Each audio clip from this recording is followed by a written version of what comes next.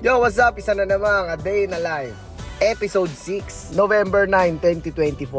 Diretso nga kagad tayo dito sa ating headquarters. At pagdating natin, ready na sila magsampa. O nga pala, hindi pa tayo nakakapag-content ng debut or 18th birthday. So, for today's video, ayan, pupuntahan natin yung debut. Kinuha nga pala sa atin ni client ay mini pancake and perfume bar. So, kailangan lang natin dito ng 5 crew. So makikita nyo, ambagan sila ng ginagawa dyan. At ito, napasok na lahat ng items.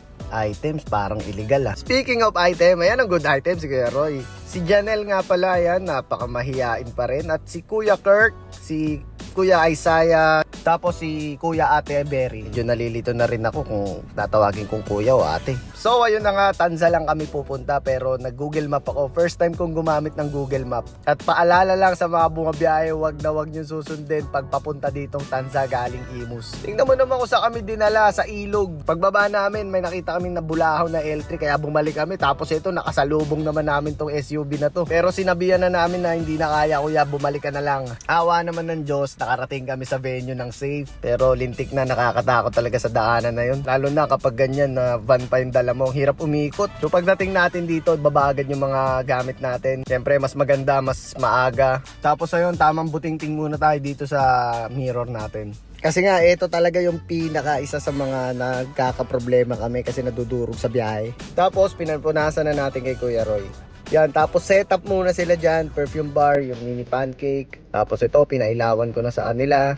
Alam mo yun, para maaga pa lang talaga, ready na. Pati yung ating selfie mirror, pina-setup ko na, pinailawan ko na sa kanila. So nasa debut nga tayo, ito yung setup nila. Ang tema nito, Sanrio. Yan, 'di ba, yung si Palaka, yung ang pangalan yan. Tapos 5 PM ready na kami, pero 6 PM pa yung start ng event na nakalagay sa record namin. Kaya naman, food trip muna tayo syempre. Then nagsimula nang dumating yung mga bisita. Syempre, cater na kagad tayo sa kanila kasi merienda time. Ang pinapapili natin sila ng 1 syrup and 2 toppings. Yan, tapos ayun, nakita ako sa likuran na bumoboses lang, boss! At oo nga pala, ayan, meron lang kaming 4 na oras maximum serving time kapag nasimulan na.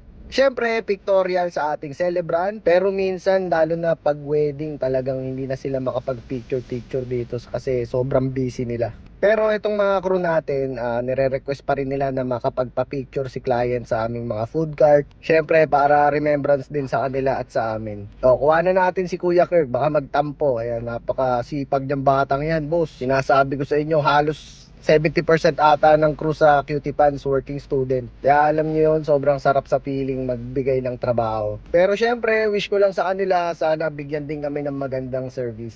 Para lagi lang kaming give and take. Kasi sila yung mga mukha ng Cutie Pants. Sila kasi yung mga maharap talaga sa tao. Then ito, naganda na sila para sa celebrant na pancake. Kasi binibigyan din namin talaga parang sa couple, pati yung parents ng celebrant. Syempre, hindi pwedeng wala yan.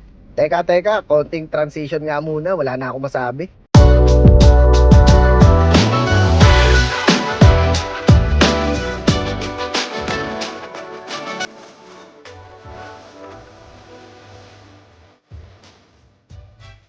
Yon, so habang nagsiserve sila, balik muna tayo dito sa service natin. Habang hinaantay natin sila matapos, syempre ang ginawa ko muna ay magbasa-basa para matagdagan tong nasa utak ko.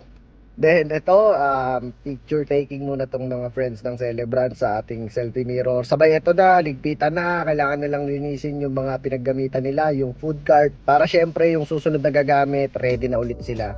Yan, sabi ko kay Kuya Roy, punasan mo nga ulit, kukuhanan lang kita ng video. So syempre, kanya-kanya rin silang ambagan sa trabaho dyan. Dito kasi sa amin sa Cutie Pants, bawal yung tutunga-tunga ka. Kailangan proactive dito, lalong-lalo na sa mga guests, dapat lagi silang approachable. Pero yun nga, nakakapagod. Pero wala namang kasing trabahong hindi nakakapagod eh. Tingnan mo nga si Kuya Kirk, parang binaril na. Pinaggagawa nitong batang to kung saan humihiga. Pinakita pala sa client na napagod. Ayun, pinapasok tuloy kami at pinakain sa loob. Magaling din diskarte nito mga batang to eh. Yun ma'am, maraming salamat. Napakasarap ng bake mac. Tapos binigyan pa tayo ng take out na lugaw na homemade. Napakasarap din. Maraming salamat. So ayun, ligpitan na. Impake na. Tapos na naman ang isang araw na event natin. Siyempre, alam naman natin na pawis yung mga yan. Kaya sinasabihan ko sila, magbihis muna kayo, magpa-cool down kayo. Kasi siyempre, naka-aircon tayo sa biyahe. Pangit naman kung matutuyuan. Tapos ito, nakarating na kaagad kami sa headquarters. Oh, flex ko muna yung ating warehouse master na si Monching. Tapos ayan, same procedure, ibaba yung gamit, pakibalik ng maayos. Pinapabuko nga pala ulit sa kanila yung pagdating sa warehouse. Para alam mo yon, alam natin kung may nakalimutan sila. Tapos naabutan ko tong mga to, naku mukhang may session sa inuman tong mga to ah. Tumatambay-tambay pa.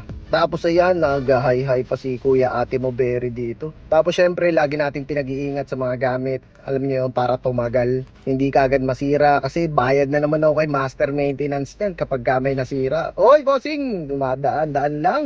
Syempre, napagod din ako. Grabe ba naman yung mga pinagdaanan namin ng araw na to. Medyo challenging talaga kung saan kami napadpad.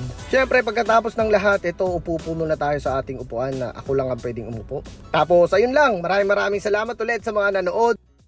Adios!